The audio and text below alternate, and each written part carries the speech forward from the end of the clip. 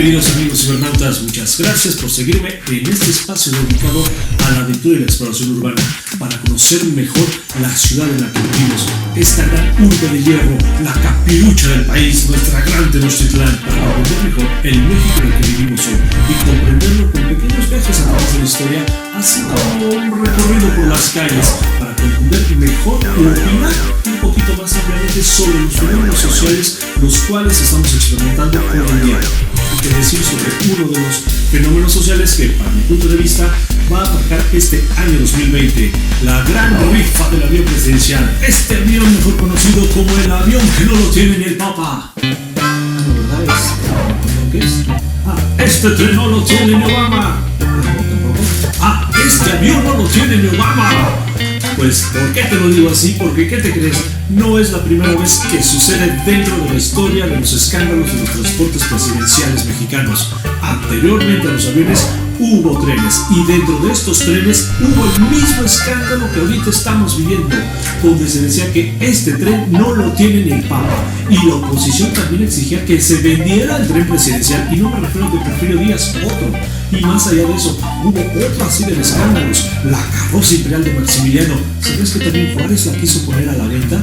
Juárez hasta la rifó y no lo sabemos. Y es que todo esto viene a colación porque anteriormente, si no lo habías visto, hay una cápsula previa a todo esto que ya les había presentado sobre las 5 cosas que no sabías de la avión presidencial, porque a partir de ahorita que conozcas la historia de los transportes presidenciales, te mostraré de las 5 a las 10 cosas que no sabías del avión presidencial. Y esto quizás tú ya lo habías visto si es que me has estado siguiendo en las anteriores cápsulas, pero para los que no, pues déjame contárselo para la nueva banda que está viendo esto. ¿Sabías que anteriormente hubo un presidente que sí vendió el avión presidencial y lo volvió a comprar y lo compró con descuento? Y todo esto en menos de un año, así como que ha habido otros presidentes que han tenido no solamente 1 ni 2, sino hasta 3 aviones presidenciales en su mismo sexenio. Pues que regrese, te quiero invitar a que veamos esto, conociendo la historia de los transportes presidenciales con todas sus serie de escándalos que ha habido en torno a ellos.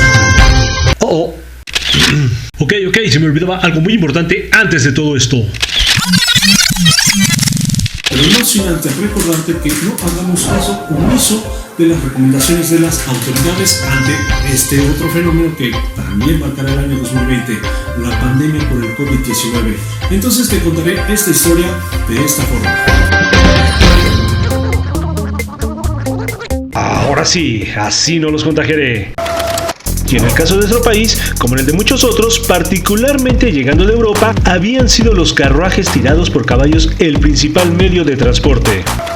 Sí, como aquellos que de repente aparecen en las películas de vaqueros, épicas, medievales, o como el del Conde Drácula. Siendo el principal transporte de los virreyes desde la época de la colonia y hasta los tiempos de Don Porfirio, aunque en la etapa histórica del México independiente los insurgentes casi andaban a caballo. Pero ya adentrándonos en la historia de los carruajes presidenciales, uno de los más relevantes es el del benemérito de las Américas, Don Benito Juárez, contrastando con el del segundo emperador de México, Maximiliano de Habsburgo, durante ese apasionante pasaje de la historia conocido como la Guerra de Reforma, la República Errante o el Imperio Mexicano, cuyo final diera como resultado el que por fin la comunidad internacional aceptara, respetara y valorara la autonomía y soberanía de nuestro país con la célebre frase de Juárez: el respeto al derecho ajeno entre los individuos y las naciones es la paz. Y pácatelas fusilando en Querétaro, en el Cerro de las Tres Campanas, al emperador Maximiliano, pese a la petición de casi toda Europa de que le perdonara la vida. Ok, pero continuando con los carruajes. El primero, el del presidente Juárez, se caracterizó por ser un tanto sencillo, rústico, aunque muy funcional para la investidura presidencial. Fabricado en París por Henry Binder, uno de los mejores carroceros del siglo XIX, quien, por cierto, a la llegada del automóvil fabricó carrocerías para las marcas Lincoln y Rolls-Royce, entre otros. Bueno, se dice que este carruaje del presidente Juárez se llegaron a firmar decretos, a hacer planeaciones sobre cómo contraatacar la intervención francesa. Literalmente fue su despacho y residencia presidencial rodante, junto con sus acompañantes Sebastián Lerdo de Tejada y José María Iglesias. Prácticamente desde aquí se lideró y dirigió su gobierno alterno ante la instauración de la monarquía mexicana entre 1863 y 1867. Como anecdotario les compartiré que en 1967, al cumplirse 100 años del triunfo de la República de Benito Juárez sobre la monarquía de los Habsburgo, el entonces presidente Gustavo Díaz Ordaz conmemoró el acontecimiento histórico con un festejo multitudinario en el Zócalo capitalino, recreando la entrada triunfante del Benemérito de las Américas a la Ciudad de México el 15 de julio de 1867, con la misma carroza que él mismo utilizara, recorriendo todo el país, y con la cual entrara al Palacio Imperial, renombrándolo como el Palacio Nacional. Ahora, mientras que el segundo carruaje más relevante de nuestra historia es el del mismo Maximiliano de Habsburgo, el cual fuera todo lo contrario, por ser muy lujoso, muy ostentoso, con detalles y acabados terminados en oro, con muchos relieves artísticos, mandado a construir por los artistas más destacados de Milán, Italia, teniendo a la fecha un gran valor histórico, artístico y económico, al grado que en la actualidad, es decir, en nuestros días, el actual gobierno de Austria-Hungría le reclama y solicita a México que lo devuelva a dicha nación europea. Curiosamente el mismo país que tiene resguardado el penacho de Moctezuma. Por cierto, les recomiendo este documental de Jaime Curi producido por TV UNAM. Der Federkopfschmuck, den Ferdinand aus einer süddeutschen Kunst- und Wunderkammer erworben hatte, war bei ihm eines von vielen Objekten, von den sogenannten mörischen Objekten.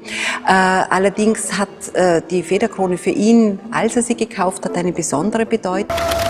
Pero eso no es todo sobre el controversial carruaje imperial, cuando Maximiliano se instaló en el castillo de Chapultepec, puesto que mandó hacer 31 carrozas más para el uso diario de su personal que lo acompañaba y para él mismo, aunque no tan ostentosas, pero no dejaron de estar tapizadas de seda y terciopelo, construyéndose de esta forma 20 para el Palacio Imperial, 6 para el entonces Castillo Imperial y 5 para Cuernavaca en su casa de veraneo, lo que actualmente hoy es el Jardín Borda. Por cierto, ¿quiénes eran los descendientes de Maximiliano en Cuernavaca? Puesto que dicen que tuvo un amorío con un habitante de la región.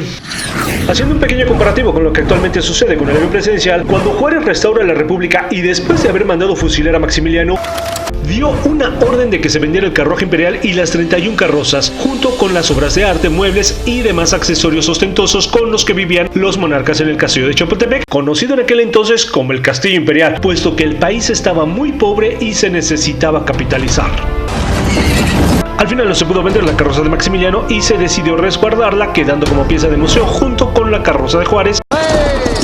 Creo que podría ser el primer gran escándalo de los transportes presidenciales. Solo les faltó decir que esta carroza no la tiene ni la reina Victoria, o que esta carroza no la tiene ni el conde Drácula.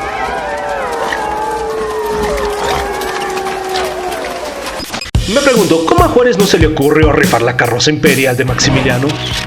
¿O acaso el actual avión presidencial terminará siendo una pieza de museo para que nos tomemos la selfie o la foto con él, como hoy lo hacemos con las carrozas en el castillo de Chapultepec? Pero ¿sabías qué? Esto de que la llegada de un nuevo gobierno o régimen en una nación que busca destruir o deshacerse de las obras, riquezas o símbolos de sus antecesores no es nada nuevo en la historia de la humanidad. Así que hagamos un paréntesis de breviario cultural. Alrededor del año 68 después de Cristo en la antigua Roma, el emperador Nerón incendió casi una cuarta parte de la ciudad mientras tocaba su arpa después de haber asesinado a su propia madre, acusando a los grupos alternos e inconformes como eran los cristianos, haciéndolos responsables de estos sucesos con la finalidad de que el resto del pueblo se les echara encima. Y así de esta forma lograr su verdadero objetivo el emperador, que era construir un palacio en el centro del corazón de Roma, lográndolo pese a todas las inconformidades del pueblo y cuyo nuevo hogar dorado de Nerón fuera excesivamente ostentoso, lujoso, excéntrico, reflejando el concepto divino de él mismo, rodeado de viñedos, jardines, simulando estar a la orilla del mar. No obstante, con el paso del tiempo, el pueblo sometido de Roma ya estaba fastidiado del yugo y abusos del quinto emperador romano, que ante la presión de un movimiento de oposición, terminó quitándose la vida él mismo. Y a la llegada de su predecesor, el emperador Vespasiano, decidió darle a los romanos algo que suprimiera los años de amargura, dolor, abusos y sometimientos, buscando hacerlos sentir cómodos, haciéndolos sentir que ya vivían con justicia, que el Estado les estaba devolviendo algo. Entonces derrumbó el palacio de Nerón ante el júbilo de toda la población, construyendo un gran escenario para el pueblo, el Anfiteatro Flavio, que posteriormente fue conocido como el Coliseo Romano.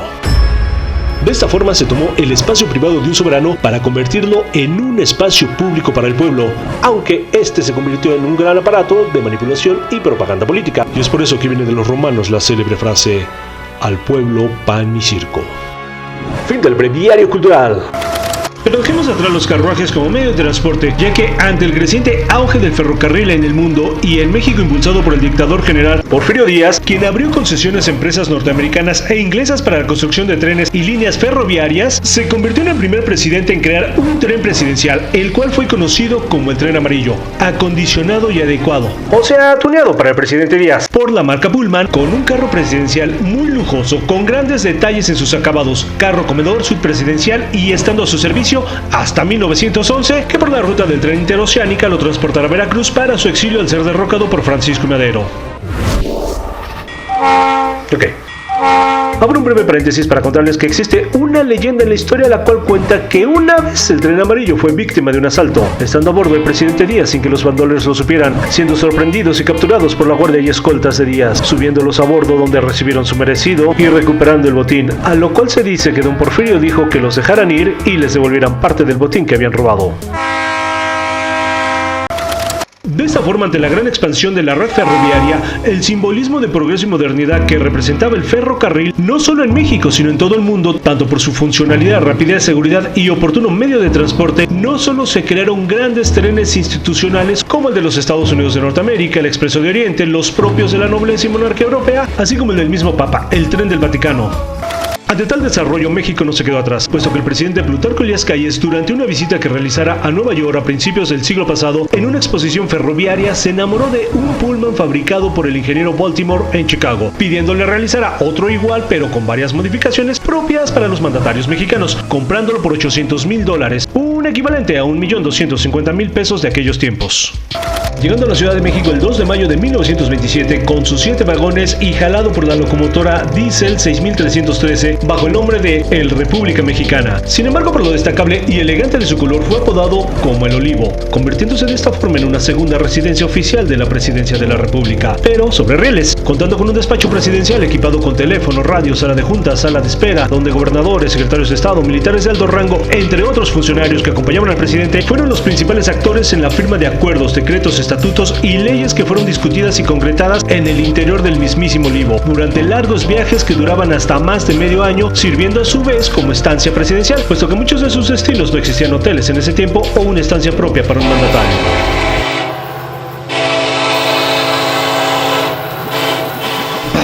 Y en aquellos tiempos era tan común escuchar el silbato de un tren que recuerdo cuando mis abuelos me contaban que cada vez que lo escuchaban sabían que era la hora de tomar sus medicamentos o echarse una siestecita. A pesar de que estas son características adecuadas y convenientes para una correcta operación de las funciones presidenciales, como las de en un avión, tuvo altas críticas por haberlo adquirido estando el país en una situación de crisis y pobreza extrema, golpeados por una guerra civil, criticando al gobierno de entonces, puesto que el tren presidencial, el Olivo, tenía acabados de lujo con relieves en oro, un vagón comedor con capacidad de servir hasta 400 comidas y por consiguiente un vagón gran cocina con calderos, hornos y sainetes, donde según se servían grandes banquetes. Pero yo me pregunto, ¿qué la tropa no tiene derecho a comer si el presidente no viaja solo, al igual que en un avión? Ok, pero también fue criticado por contar con vagones recámaras, las cuales tenían camas matrimoniales con almohadas y sábanas de seda color marfil con bordados de oro, baños individuales con tinas, agua caliente y regaderas, mientras que el resto de los vagones contaba con muebles en acabados de caoba, ebanistería lujosa, sillones de cuero azul, alfombras importadas, ventiladores de pared, cortinas de terciopelo, lámparas con emplomados y se dice que los alimentos se servían en vajillas de porcelana inglesa o cristal cortado. Pues por esas y mil razones más fue considerado no como uno de los más lujosos del mundo, sino hasta el más lujoso del mundo, estando por debajo del tren papal, el del mismísimo Vaticano. Inclusive los opositores al gobierno del general Plutarco Elías Calles, particularmente cristeros y la prensa opositora especializada de aquel entonces, no faltó quienes dijeran que ni el Papa tiene un tren de tales excentricidades y lujos. Y al ritmo de así como se dice que ese avión no lo tiene ni Obama, también se pudo haber dicho en aquel entonces que ¡ese tren no lo tiene ni el Papa! Y según ciertas fuentes, también la oposición exigía que se deshicieran del tren presidencial, el Olivo. Ay, ¿algún día acabarán estos escándalos? Pero los mandatarios mexicanos de aquel entonces no hicieron caso a los opositores cristeros, ni se les ocurrió rifarlo ni venderlo. Por el contrario, supieron sacarle jugo y mucho provecho. Seguramente en aquellos tiempos se prestaban para eso. Por ejemplo, el general Lázaro Cárdenas recorrió todo el país en él, atendiendo los problemas de la reconstrucción del país y el tejido social posterior a la Revolución Mexicana, puesto que en ese entonces la estructura de la red ferroviaria como vía de comunicación era superior y por mucho a la red de caminos y carreteras, despachando casi todo el tiempo desde el tren presidencial durante su sexenio. Tuvo un par de servicios luctuosos al viajar a Nogales, Sonora, a recoger los restos de la esposa del general Calles, quien había fallecido en Estados Unidos, y otra en haber llevado los restos del general Álvaro Obregón después de haber sido cobardemente asesinado, cubriendo el olivo con unas franjas negras en todo su recorrido. Para el presidente Manuel Ávila Camacho, entre uno de sus tantos servicios fue llevarlo en abril de 1943 a Monterrey, Nuevo León, donde se reunió con su homólogo estadounidense Franklin D. Roosevelt, en lo que sería el primer acto oficial en la historia de nuestro país, donde un mandatario del vecino país del norte nos visitara. Claro que con el objetivo de que esa reunión fuera a tratar los acuerdos para que México participara en la Segunda Guerra Mundial. El presidente Ávila Camacho, haciéndose eco del deseo nacional, llega a la Cámara de Diputados para pedir al Congreso se ha declarado el estado de guerra con los países del eje a partir del 22 de mayo de 1942. From his balcony, President Ávila Camacho views this mighty demonstration of the will of the people. All parties unite as Mexico protests against Axis sinkings of unarmed Mexican ships. Flags of the United Nations wave in the square as survivors of the first torpedoed vessel salute their dead comrades.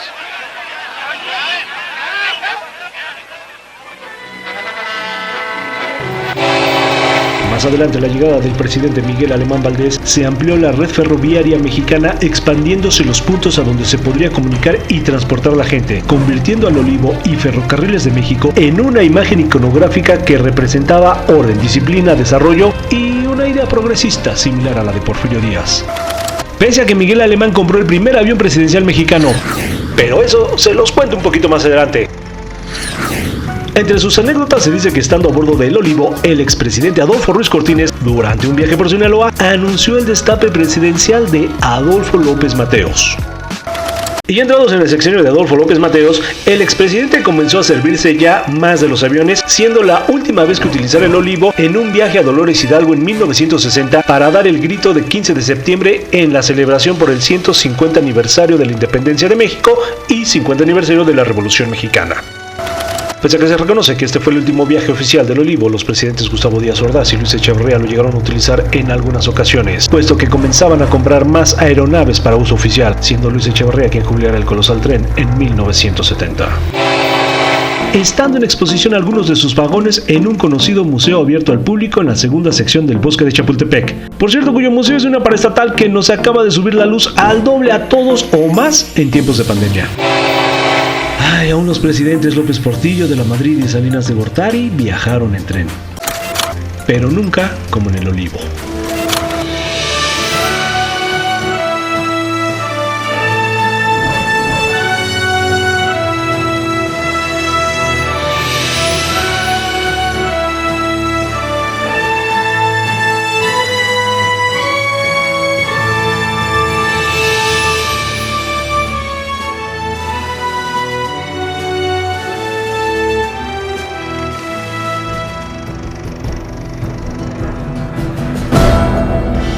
Pues efectivamente, amigos, hasta aquí esta historia. ¿Qué te parece? Digo, sí, definitivamente, antes de continuar, sí quiero decirte que no bajemos a hablar del coronavirus. Es una crisis que estamos padeciendo y definitivamente marcará el 2020, aunque haya muchas personas y algunas pues, fuentes o medios que dicen que los cubrebocas no sirven para nada. Yo te voy a decir una cosa, quizás no sirvan para nada, pero sin embargo sí te diré algo. El cubrebocas sirve mucho para disminuir el riesgo de contagio. Entonces no escatimes en no usarlo. Si sales a la calle, utilízalo. Ahorita te voy a dar una recomendación más. Y continuando con esta historia, quiero también hacerte una recomendación sobre una de las fuentes literarias en las cuales en parte me baso para presentarte esta cápsula, que es el libro Tren el Olivo, de Bernardo Ayala y Laura Espino. Te recomiendo mucho que lo busques, es entre otros autores. Puedes googlearlo o encontrarlo en cualquiera de tus buscadores, inclusive lo encuentras en línea. No te menciono el nombre de la editorial porque no hay ninguna empresa que me esté ni patrocinando ni pagando por este espacio. Sin embargo, tú búscalo y lo encontrarás inclusive en línea. Una maravillosa experiencia literaria a la lectura de este libro. Y parte de la idea de esta cápsula es que tengamos un conocimiento mayor sobre los escándalos en los transportes presidenciales, que tengamos una mejor opinión sobre el fenómeno que actualmente estamos experimentando. Vamos, te voy a citar un ejemplo. El Monumento a la Revolución, sabrás cuál es el Monumento a la Revolución, ¿no? Esta cúpula que se encuentra ahí en la colonia tabacalera. ¿Sabías que originalmente es el inicio de una obra que iba a concluir en un Capitolio? Vamos, un Capitolio parecido al de Estados Unidos, inclusive un Capitolio que es el equivalente a lo que actualmente es nuestro Congreso de la Unión. Pues bueno, su construcción comenzó en los años de 1910, 1909 y sin embargo fue boicoteado por los movimientos armados que se dieron con la revolución, la guerra civil que vivimos en aquel entonces. En aquel entonces ni siquiera sabían que íbamos a tener una revolución cuando se comenzó a construir. Imagínate, hasta 1936 más o menos es cuando se vuelve a retomar y se decidió utilizarse, en lugar de concluir la obra, se decidió utilizarse como pues, el monumento que hoy lo conocemos como el Monumento a la Revolución. Entonces la pregunta es, que esto haya sucedido hace 100 años, 200 años, 300 años con este monumento o con otra serie de obras, porque hay más obras inconclusas o boicoteadas, echadas para atrás o transformadas, etcétera, simplemente por el cambio de ideologías entre un mandatario y otro, pues tal vez está bien, ¿no? Así como la casita de Nerón, que fue sustituida por el Coliseo Romano, pero ¿qué tan válido es hoy en día?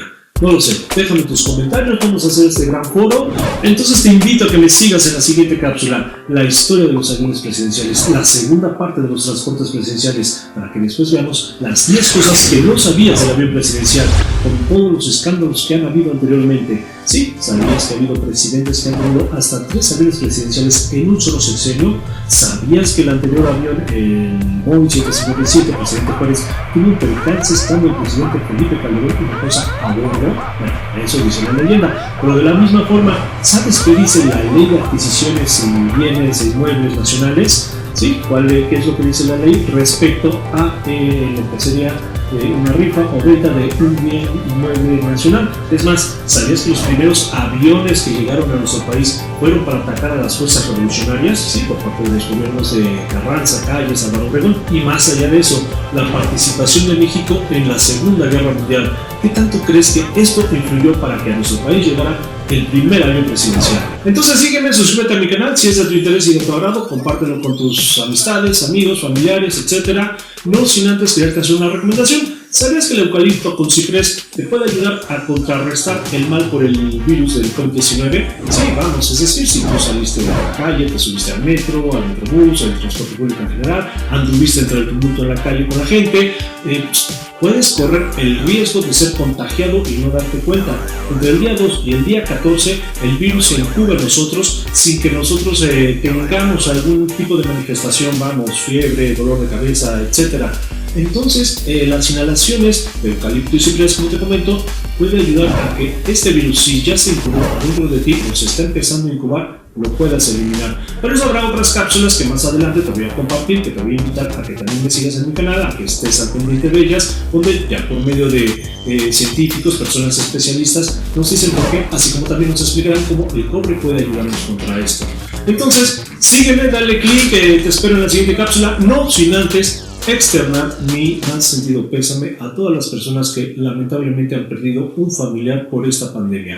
Un promedio de 104,000 personas fallecidas. A todos ellos yo quiero externarles mi más sentido pésame, transmitirles fuerzas, comentarles que pues hay que seguir adelante y vamos a trabajar todos para combatir ese coronavirus. No hagamos caso omiso de las recomendaciones de las autoridades y yo te espero en la siguiente cápsula.